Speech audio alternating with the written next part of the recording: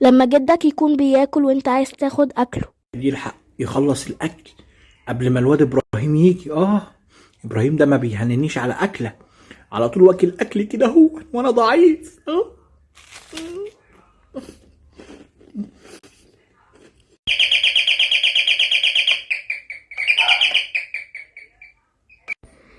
ايه ده يا جدو؟ انت بتاكل؟ اثبت مكانك يالا، انا ما بناكلش.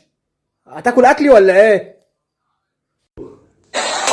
في شوية نشرب قهوة في حتة بعيدة، عزمني على نكتة جديدة وخلي حساب الضحك عليا. تاخدني في حتة بعيدة يا ولي؟ ها يا ولا تاخدني في حتة بعيدة؟ ده انا وانا قدك ما عملتهاش قهوة. والله لا قايل لامك، والله لا قايل لامك. امشي انت روح على قهوتك دي، انا بقى هنفتح علبة التونة دي ونتعشى بيه. ما باكلش طول النهار.